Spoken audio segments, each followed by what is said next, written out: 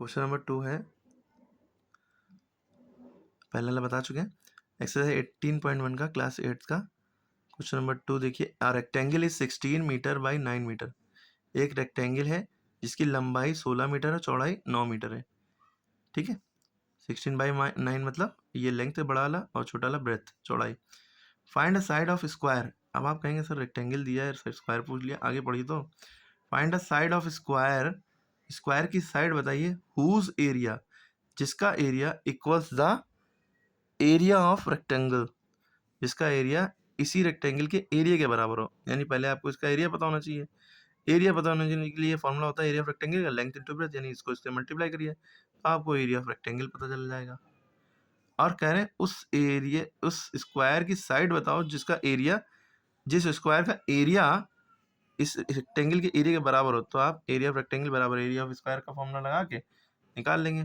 फिर उसके बाद by how much does the perimeter of rectangle exceeds the perimeter of square, यानी कितना पेरीमीटर ऑफ जो इसका, अब जो रेक्टेंगल वाला है इसी का अगर हम पेरीमीटर निकालें, यानी कि पेरीमीटर ऑफ रेक्टेंगल फॉर्मूला होता है 2l + b, वो निकालें, वो इसके स्क्वायर के, जब ये साइड हमें स्क्वायर की पता चल जाएगी तो साइड पता चल जाएगी तो पेरीमीटर ऑफ स्क्वायर भी निकाल लेंगे। पेरीमीटर ऑफ स्क्वायर का फॉर्मूला था 4 इंटू साइड, तो 4 इंटू साइड और पेरीमीटर ऑफ रेक्टेंगल 12 + b, दोनों की वैल्यू निकाल के देखेंगे कि रेक्टेंगल का पेरीमीटर स्क्वायर के पेरीमीटर से कितना ज़्यादा है। ठीक, अब हमने क्वेश्चन के अकॉर्डिंग देखा भाई रेक्टेंगल लेंथ 16 है, ब्रेथ 9 है, हमने लिख लिया। ये रेक्टेंगल होता है, ये लेंथ हो गई, ये ब्रेथ हो गई। अकॉर्डिंग टू क्वेश्चन कह रहे हैं उस स्क्वायर की साइड निकालो जिसका एरिया इसके बराबर हो। तो हमें पता है कि भाई बराबर रखना ही पड़ेगा, एरिया ऑफ स्क्वायर बराबर एरिया ऑफ रेक्टेंगल, क्योंकि क्वेश्चन के अकॉर्डिंग यही बात कही जा रही है कि इस स्क्वायर की साइड निकालो जिसका एरिया इस रेक्टेंगल के एरिया के बराबर हो। तो एरिया ऑफ स्क्वायर का फॉर्मूला हमने लगाया, side into side, area of rectangle formula लगाया, लेंथ टू ब्रेथ, लेंथ की वैल्यू ये रखी है, ब्रेथ की वैल्यू ये रखी है, साइड की वैल्यू तो पता नहीं, तो साइड इंटू साइड का मतलब साइड स्क्वायर हो जाता है ना, ये तो पता ही होगा। अब स्क्वायर जो है इधर जाता है, स्क्वायर रूट बन जाता है, ये स्क्वायर इक्वल टू के इधर जाएगा तो स्क्वायर रूट बन जाएगा।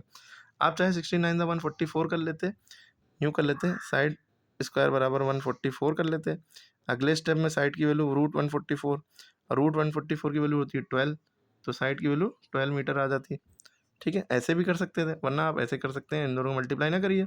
16 का स्क्वायर रूट 4 होता है, या आप ये याद रखिए, 16 को हम लिख सकते हैं 4 4 द 16, 9 को लिख सकते हैं 3 3 द 9, है ना। और फिर इन दोनों का पेयर एक बन गया, रूट के बाहर एक निकलता है, फिर रूट के बाहर एक पेयर का एक नंबर निकलता है। ठीक है, 4 3 द 12, साइड की वैल्यू ऐसे भी 12 आ गई, ऐसे भी 12 है।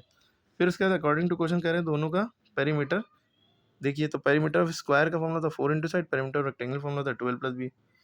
तो इस स्क्वायर भाई साइड बदल गई, पेरीमीटर ऑफ स्क्वायर फॉर्मूला लगाया 4 इंटू साइड 48 मीटर, रेक्टेंगल की वैल्यू 12 + b, लेंथ हमें ये पता है, ब्रेथ ये पता है, तो लेंथ और ब्रेथ की वैल्यू रखी है 16 + 9।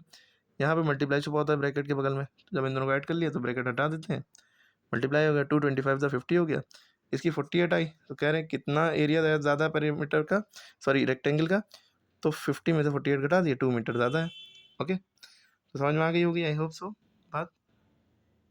फिर से 2 बार वीडियो देखिए, हर बात पे ध्यान देगा, क्वेश्चन को पहले 2-3 बार समझिए जो हमने पढ़ के समझाया है, उसके बाद पहला क्वेश्चन करके कमेंट में आंसर बताइए। जब भी रेशियो में दिया हो तो 9x/5x कर लीजिएगा।